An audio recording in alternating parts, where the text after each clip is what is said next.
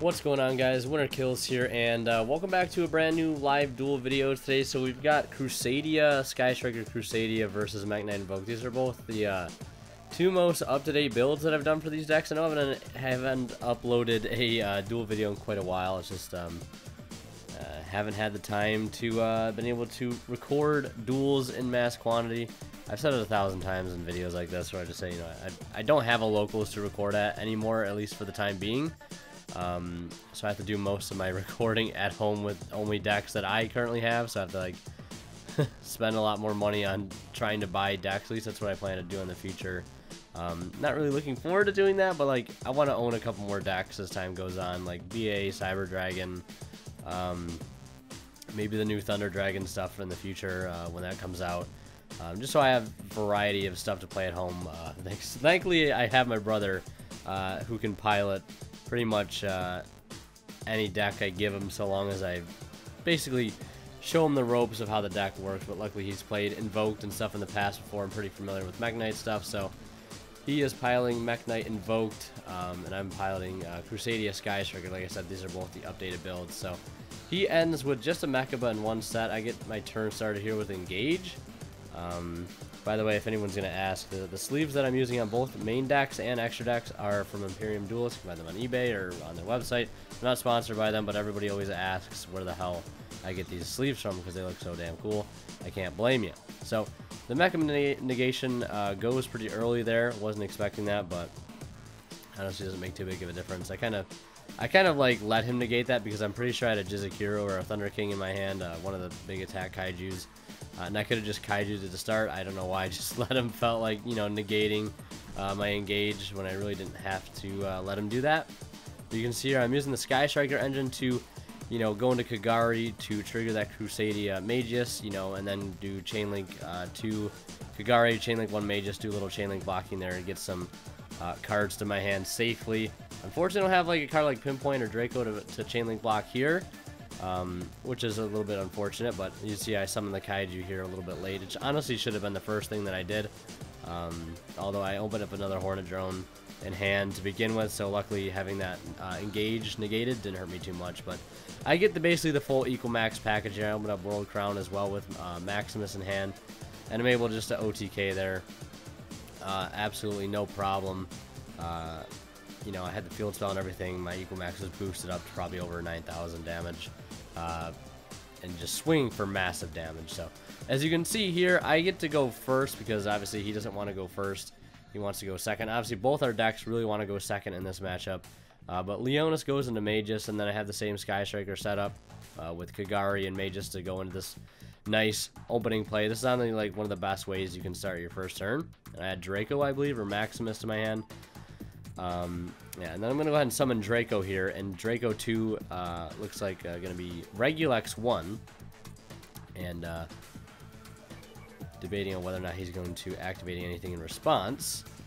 And I'm going to go ahead and add the trap card here, since I know I'm going to be going first, and I don't really want to grab the field spell because that's not going to be of any use for me at this time in the game. So I just go ahead and go Equal Max, summon Leonis, and another World Crown. I got lucky and opened it up again, even though I only played at 1.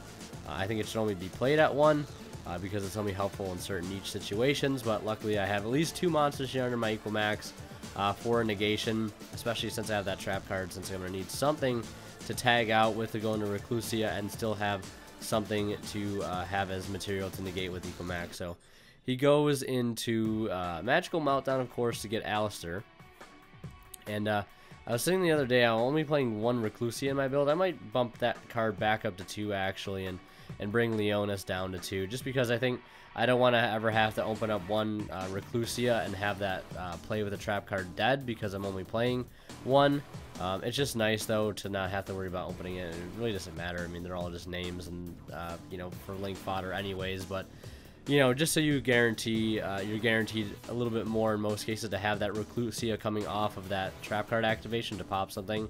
I think is something I might want to have to, you know, at 2 to rely on a little bit more, instead of if I open the 1, you know, I don't have that play to go into, which is kind of a utility that I really want to have and would suck to just lose out on like that. So he goes Blue Sky, and then he summons Alistair. I decided not to negate the Blue Sky because, like, I mean, I also could have activated the trap, but like Reclusia activates on a different chain link. So he would have gone, you know, Blue Sky 1, and then Crusadia, I forget what its name is, but the trap card. You know, that would be chain link 2, and then Reclusia would be 1, but of course Blue Sky would have already been able to resolve at that point. But I go ahead and negate the Alistair, so he doesn't get to search Invocation, and luckily he doesn't have another copy of it in his hand, which is honestly one of the best things in my opinion about playing multiple copies of Invocation. Sometimes, like, if you're, you know, if you get drolled after, you know, terraforming or whatever, or meltdown, and you have that, you don't need to rely on that, like, Alistair normal summon. It's really nice if you have that an extra Invocation in hand, as is. So he plays Memory here, and just debating on where's the best spot to summon that, and obviously it's going to be right there underneath my Equal-Max. Now for the rest of the turn, you can't summon anything but Mekk Knight monsters. Of course, that is the clause that World Legacy's Memory, of course the Mekk Knight E-Tel, you might want to call it, that quick play card. That's its summoning, or it has like a clause that takes place after you activate it. So obviously that's an effect here. Going into Morningstar, obviously not Meltdown Invoker. I'm going to get rid of Blue Sky and Alistair to go into that. Not going to use this effect though, because he still realizes I have that World Chalice, World Crown on my side of the field, and if he did activate that, I could go ahead and simply distribute, negate, and destroy Morningstar. But Morningstar is a very important piece of the puzzle here for him, simply because it just hurts my deck a lot, and it doesn't allow Equal-Max to attack over it at all because it's not in the same column, and he won't take any battle damage from it either. So not only will it not be destroyed in most cases, but he's obviously not going to take any battle damage, which just defeats Crusadia's whole purpose and in the end. But he did have that option to use the Red Moon there to banish, to go ahead and destroy Equal-Max since they are in the same column. And also has Indigo Eclipse here to go along with the Morningstar, which actually works pretty well together. And I'm just thinking if I want to activate something here on the activation of Red Moon, because I do have that trap card set, and I know I'm going to lose the Equal-Max here regardless if I try to summon out Reclusia, so I'm just debating on if I even have a play here at this point in time. So that's why I'm taking a little bit of time here to, you know, send this Equal-Max to the graveyard, which I believe I ultimately end up doing. So there it goes. There might have been a point earlier where I should have activated it to get rid of the World Crown, but then, you know, maybe he would have been able to activate that Morningstar and get a search off, which would have been bad, because then he gets more cards to his hand. But like I said, he has Indigo Eclipse and Morningstar, so obviously Indigo Eclipse is underneath the Morningstar right now, which means if I were to summon something in that column, I could destroy both of them by battle, and he would take battle damage. But he obviously could just move that Indigo, or he could even move Morningstar out of that zone into another zone completely, which is a super awesome utility, just so he doesn't have to worry about dying by battle to me unless I have something like a Kaiju, which unfortunately I don't think I do at this point in time.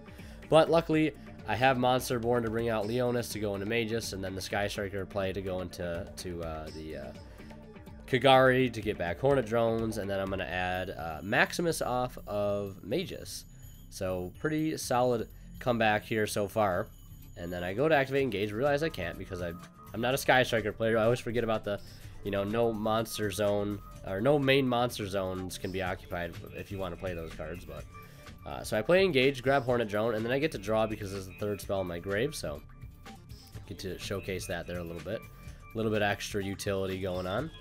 I was actually able to convince a couple people on stream the other day how, like, Crusadia is not just like a one-trick pony type deck. That's actually got a lot of versatility in it.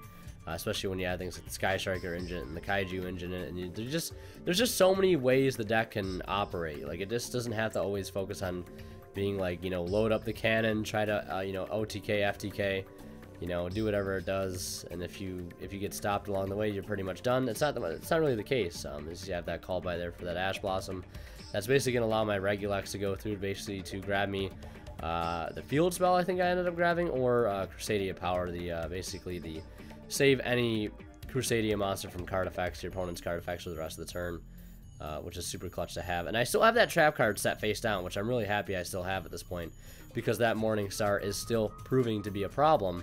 And I use that Reclusia on summon to get rid of the Morningstar, And then my Ecomax is only at 2,900 here, roughly. So I swing over the Indigo for about 500, I believe. And then I set another card face down. So it's actually good that I didn't burn that trap earlier in that previous turn, because it actually came in clutch here to clear that Morningstar, which, like I said, is just such a huge roadblock for Crusadia. If you can get rid of it fast, like I did there with a card like Reclusia, or obviously getting rid of it with, via Kaiju is like the best way to go about a problem card like that, because obviously when you have a card on your opponent's side of the field when you're playing Crusadia that says it can't be destroyed by battle, and you take no battle damage from attacks involving it, especially when it's like every Mekk Knight monster you control, it's obviously going to be something that's really hard for you to deal with, of course, unless you have that spot removal. But we saw early in the turn, Purple Nightfall came back, and he still has that Red Moon in hand from the previous turn, because it got bounced back to his hand via World Legacy's memory. That is its clause. If it's still on the field at the end phase of after the activation of memory, that card returns to the back to your hand, so which was actually really good for him, because it sort of protects that Red Moon for him, because he can basically use it again now if he really wants to. Which in most cases, if I was able to kill that last turn, you know, via battle or a card effect, he wouldn't have the opportunity to use its effect again here. And obviously he still has that target engraved for banish. He has that Mekk Knight Morningstar. So he swings over the Reclusia, because he has Invocation in hand, or one other card, I'm not exactly sure what it is. Because he wanted to see if there's a way he could get a play off without him having to... Yeah, there's that Invocation. So he wanted to basically get that Invocation off without having to worry about it being negated. So he just went into battle phase to clear the Reclusia, which would be the only thing I have for tribute fodder to negate something. So now that he's gone into battle phase, clear that, you can go ahead and freely activate Invocation here. It's going to banish my Ecomax from grave and obviously Alistair from his, and then use Invocation to shuffle it back into the deck and return Alistair back to his hand. I have no cards in hand currently to his, looks like 2. And he's going to go ahead and activate Purple Nightfall here to grab Blue Sky. Just setting himself up for a future turn. And then he's going to go ahead and pass, obviously. Having one monster in hand is this Blue Sky. But I get super, super lucky here. Like, super lucky. And I draw into Interrupted Slumber. Which is just such a lucky draw. Interrupted Slumber. And that's going to go right into, obviously, I'm going to give myself Thunder King. He's going to take Gamma Seal. And I'm going to swing over for 11. And then I'm going to pass it back to him. But end phase, he's got like his Saving Grace right here, which is another World Legacy's memory, which is going to bring out a Purple Nightfall. And then before his turn is up, he's going to go ahead and activate that Purple Nightfall to banish it to search another Mekk Knight. Now, during his standby phase, he's not going to have just 1 but 2 Purple Nightfalls returning to the field, which he can use to go into anything. Link, Fusion, or, you know, not Ixies, but you can go into any Link, sort of, help with Fusion fodder. And he's got a 3rd Purple Nightfall in hand because, you know, the squad's just here now. And then normal summon Alistair to make it even worse for me. So, we'll head into game 3 here, tied up 1 apiece. Thinking about what to activate first here. Obviously, I'm going to want to go second here in this matchup. Because I wanted to see if I can get as lucky as I did here in this match, like I did in game 1 here in game 3. Like I had pretty much like a pitch perfect opening in game 1, and basically that's what Crusadia for the most part can do when it's running at its best, and it's able to do what it wants to. It just OTKs for mass damage. So after he adds Alistair, I hit him with the Droll. Unfortunately, no Call by the Grave for him in his opening hand. I think I had Call by last game for that Ash Blossom, which proved to be super clutch. If only he was able to see Called by here, which is really unfortunate that he didn't, because like this game is just so decided by hand traps right now, and you know, the luck if you see your hand trap, or the luck if you see your Called by. You know, a lot of people tell me like, oh, you know, you should just add Called by to your deck for hand traps. If it's like, especially for Mermail as an example, it's like, yeah, that's great, I could add Called by, and I say this on my stream all the time, I could add Called by all day. But even when my opponent has 2 hand traps like they do here, or 3 sometimes, I have to A, worry about opening up that Called by, and hope that B, you know, they don't have any more hand traps than just 1, right? Like it's just, it still adds like 2 factors, right? You got to hope that A, they don't have a hand trap if you don't open Called by, and then you have to B, if they do open a hand trap, you have to hope you have Called by. Like it's just 2 factors of added like luck factor that you have to worry about, that just makes this game a little unenjoyable at times. It's the state that it is. Like, that's why I have a lot of hopes riding on the ban list, and I have a lot to say about this format. I might make a new open game state video discussing my thoughts on this past format and what I really want for the ban list and what I hope it can fix, and maybe I'll do a lengthy ban list discussion if that ever comes out. Hopefully it does soon, because the format is very, very stale in my opinion, and you guys probably think that as well. But I have obviously Equal-Max here with a negation. He goes Hornet Drones after hitting me with Valor and Ash the previous turn, which like hurts so much. My opening field could have been so much better, but he had Valor and Ash, and the Ash for when I couldn't chain link block, and he had Valor when I could chain link block. Just super unlucky. Granted, you know, hindsight's 2020. I could have negated a Hornet Drone, and you wouldn't have this Cerberus that he has now. But you know, I still negated here. He was going to destroy the Maximus with the Cerberus regardless. But at this point, he doesn't get to draw, and in both cases, my Maximus is still going to the grave, so there's not really a whole lot I could do there. If I was probably able to search last turn instead of getting ashed, I probably could have added Crusadia Power or the trap card. But you know, it is what it is. I can never remember the Crusadia trap card name. I don't know why I can't remember it. So here he's going to go into Mekk obviously now, right next to that Cerberus, because why not use that extra monster zone instead of, you know, instead of going for the main one, right? That extra monster zone that he's got it in. It's only going to be around for so long as that Cerberus stays there. Really smart play though, because if he would have been able to get that Cerberus off, he would have gotten the draw off it as well, because it was co-linked at the time he wanted to activate it. So, and now I do have this Arborea in grave, which basically acts as a return of the Dragon Lords. It's not going to be a huge game-changing thing at this point, but it will help me take a little less damage. So he burns Monster Reborn right now, just sort of in fear of it, you know, infringing on his plays anymore, because like he would have, you know, attacked over for 1,000. I would have, you know, used Arborea, and then he wouldn't have been able to do anything else, and that still leaves me with my Equal-Max, which I can just link into like a Magus and make more plays from there on out, because I think I have a Kaiju in hand.